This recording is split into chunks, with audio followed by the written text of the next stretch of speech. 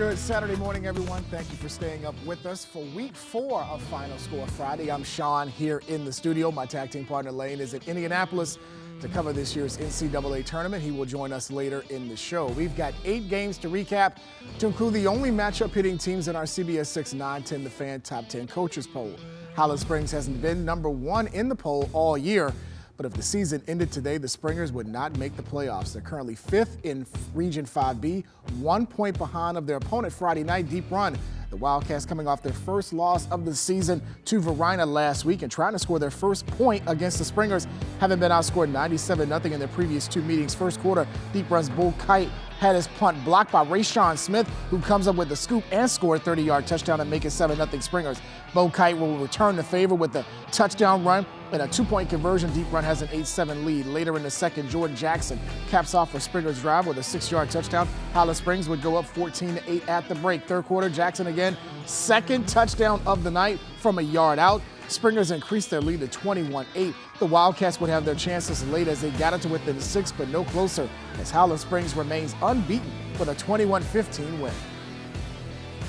They executed offensively. They made the big plays when they needed to. They kept the game close. They made it a rough fight. The great thing about it is we were able to win and get the W, so I'm excited about that.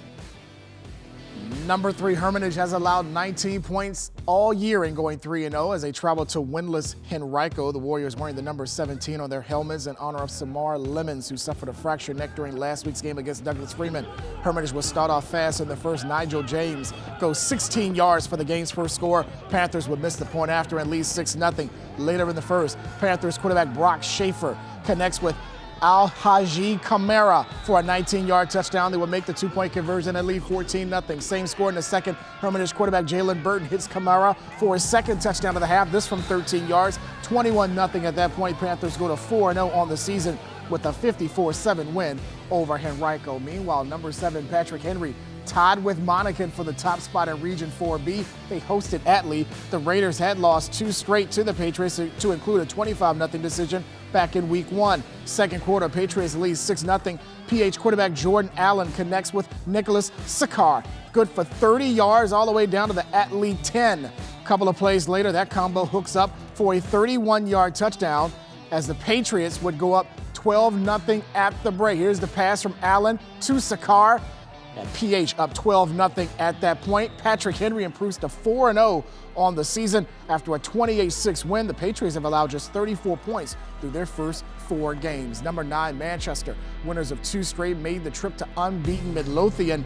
The Trojans, number 2 in Region 5B, looking for their first 4-0 start since 2000. First quarter, Lancers come through on defense. Brendan Shelton picks off Cooper Meads. He goes the other way for the pick 6 to make it 7-0 Manchester. The ensuing Midlothian drive is not the same previous clip. Meads again picked off by Shelton. He meets his reservation for 6 as 14-0 Lancers. Later in the second, same score, Manchester on 4th down. Cody Shelton hits Ramon Brown for a gain of 17 to continue the drive. And a few plays later, Brown is in at quarterback. He finds linebacker Jackson Martell for the touchdown. Manchester goes on for a 42-14 win to improve to 3-1 on the season. After 3 straight road games to start the year, Powhatan was home to Cosby. The Indians have won 2 of their first 3. The Titans have dropped 3 in a row. First possession, Powhatan quarterback Hans Remy calls out his own number for a 15-yard touchdown. The Indians have a 7-0 lead.